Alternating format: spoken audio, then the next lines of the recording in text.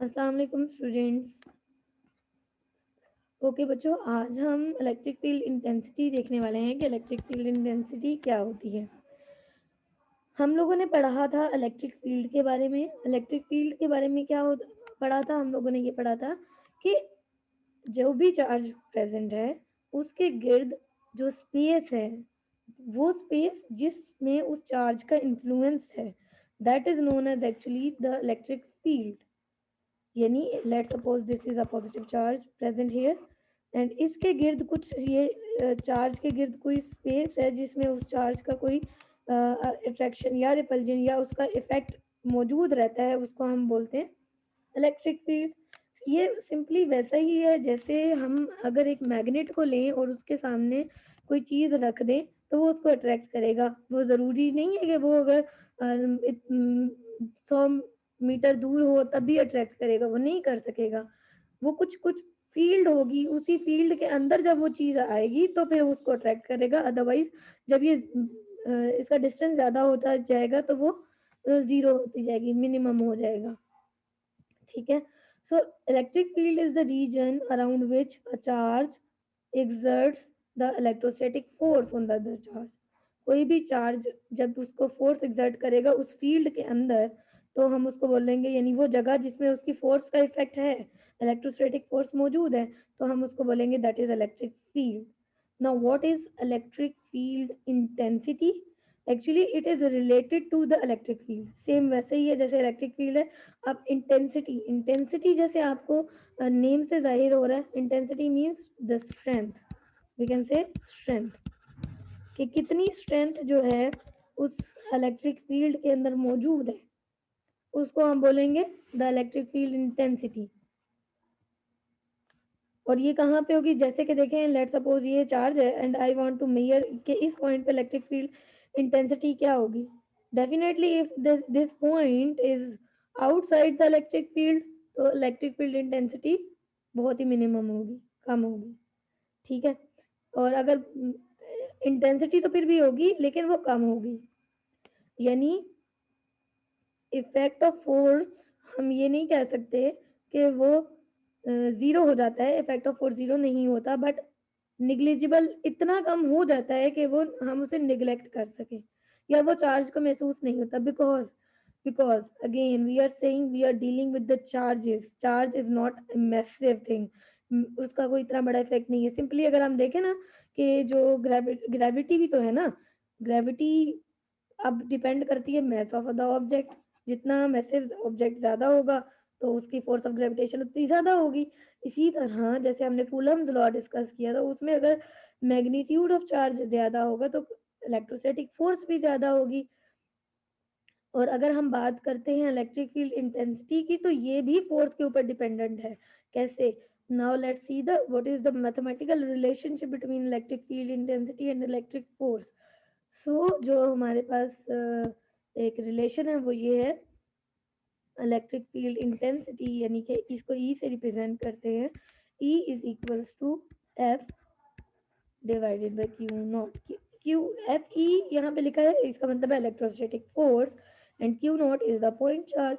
कोई भी test charge है, आप ये पॉजिटिव भी हो सकता है, नेगेटिव भी हो सकता है, जो भी अंडर ऑब्जर्वेशन जो चार्ज हम यूज कर रहे हैं अपने एक्सपेरिमेंट में। सो हम कह सकते हैं कि the force applied on a unit positive charge is equal to electric field intensity। Let's suppose this is the Q naught और ये पॉजिटिव चार्ज है। इस चार्ज की वजह से यहाँ पे इलेक्ट्रिक फील्ड लाइंस हैं। इलेक्ट्रिक फील्ड लाइंस हम एक्चुअली में ये इलेक्ट्रिक फील्ड लाइंस क्या होती हैं, नेक्स्ट टॉपिक हमारा यही है। हम इलेक्ट्रिक फील्ड लाइंस को भी डिस्कस करेंगे। एंड उससे पहले before going into detail of the electric field lines, हम सिंपली ये देख लेते हैं कि ये इलेक्ट्रिक फील्ड में इस पॉइंट चार्ज के ऊपर, इस टेस्ट चार्ज के ऊपर कितनी फोर्स एक्सर्ट हो रही है, that is electric field intensity. You can also define it in this way: the force exerted on a unit positive charge, or you can say the test charge Q naught. So that is also the electric field intensity. Or you may simply define it as the strength or of electric field, the strength of electric field on the charge at any point in space, that is electric field intensity, right? So according to हम देखें इस formula के according भी देखें तो इसका unit क्या होगा? How can we define its unit? Unit कैसे होएगा? यूनिट को डिफाइन करेंगे the electric field intensity E, अगर फोर्स हमारे पास 1 न्यूटन हो और चार्ज कितना हो? 1 कूलम चार्ज हो, तो हमारे पास इलेक्ट्रिक इंटेंसिटी क्या बन जाएगी? न्यूटन पर कूलम। ठीक है, ऐसे unit of electric intensity is Newton पर कूलम। दिस इज द ऐसे यूनिट। सो इसके साथ हमें इसका ऐसे यूनिट भी मिल गया। Now you can say is it a vector quantity or is it a scalar quantity? So if we say कि फोर्स एक वेक्टर क्वांटिटी है और हम इसको डिफाइन कर रहे हैं electric field intensity is the force that it exerts on the unit positive charge, it means that के इलेक्ट्रिक फील्ड इंटेंसिटी एक फोर्स है, so it is a vector quantity. It is a vector quantity. क्यों कह रहे हैं हम इसको vector quantity? Because we are describing it as a force and हमें पता है फोर्स क्या होती है? एक वेक्टर क्वांटिटी है, तो इस वजह से इलेक्ट्रिक फील्ड इंटेंसिटी भी एक वेक्टर क्वांटिटी है। बिकॉज इसको हमें बताने इसको इसके मैग्नीट्यूड के साथ साथ हमें इसकी डायरेक्शन भी बतानी होगी कि इसकी डायरेक्शन कौन सी है। एंड कोई भी जो इसकी डायरेक्शन की अगर मैं आपको बता देती हूँ, डायरेक्शन इसी डायरेक्शन में होगा जिस डायरेक्शन में उसके ऊपर फोर्स एक्सर्ट कर रही की जा रही होगी। अगर ये पॉजिटिव क्यू नॉट होगा, यानी टेस्ट चार्ज अगर पॉजिटिव होगा और ये पॉजिटिव चार्ज है, तो ये क्या करेगा? एक दूसरे को रिपेल करेगा, तो ये इस साइड को मूव करेगा जिस साइड पे फोर्स लग रही होगी, फोर्स अगेंस्ट होगी इसके, तो जाहिर सी बात है इलेक्ट्रिक फील्ड इंटेंसिटी की भी डायरेक्शन ये होगी। ठीक है, और अगर ऐसा हो कि ये यहाँ पे चार्ज पड़ा हुआ है और इसकी ये जो भी टेस्ट चार्ज है ये फ्रीली मूव कर सकता है, तो ये हमेशा उसी डायरेक्शन में मूव करेगा जिस डायरेक्शन में इलेक्ट्रिक इंटेंसिटी होगी। ठीक है, जो भी फ्रीली मूविंग चार्ज होगा, जो भी टेस्ट चार्ज हम रखेंगे वो उसी डायरेक्शन में मूव करेगा जिस डायरेक्शन में इलेक्ट्रिक इंटेंसिटी होगी। ठीक है, सो मैग्नीट्यूड हम फाइंड आउट कर सकते हैं इस फार्मूला से F E over Q not, और इसकी डायरेक्शन हम फाइंड आउट कर सकते हैं। एक तो ये तरीका है सिंपली, अगर वो अट्रैक्टिव होगा उसके करीब जाएगा तो फोर्स की डायरेक्शन में इसकी डायरेक्शन होगी, और हम उसको डिवाइड कर देंगे क्यू नॉट से जो भी चार्ज प्रेजेंट है जिसको हमने फाइंड आउट करना है।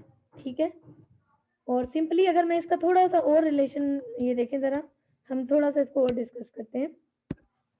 जैसे कि हमारे पास फोर्स है, फोर्स इलेक्ट्रिक फोर्स की बात करें, F equals to K q 1 q 2, हम इसको यूं कह लेते हैं ओवर आर। हमने according to the Coulomb law पढ़ा था कि q 1 q 2 over r square था। सो अभी अगर हम देखें, हम डिवाइड कर रहे हैं इलेक्ट्रिक फील्ड, हमने इलेक्ट्रिक फील्ड इंटेंसिटी का फार्मूला डिराइव करना है, तो मैं अगर यहाँ पे पुट करूँ के क्यू क्यू कौन सा वाला? ये पॉजिटिव चार्ज जो पड़ा है, और दूसरा कौन सा? क्यू नॉट, ये जो हम जिसको फाइंड आउट कर रहे हैं, डिवाइडेड बाय आर स्क्वायर, और डिवाइड करना है किसके साथ? क्यू नॉट के साथ, तो ये इधर आ जाएगा। अब ये इसके साथ कैंसिल आउट हो जाएगा, तो हम we are left with this things, यानी q K q over r square. ये इसको हम सिंपली इस तरीके से भी कर सकते हैं, और इसको मैं अगर मैं डिफाइन करना चाहूँ इन टर्म्स ऑफ फोर्स, तो फोर्स क्या बनेगी यहाँ पे इस फॉर्मूला के अकॉर्डिंग? फोर्स हमारे पास आ जाएगी F is equal to q naught E. So हम यहाँ से फोर्स भी डिस्कस कर सकते हैं। ठीक है, so this was all about electric field intensity. I hope कि आपको ये समझ आ गई होगी।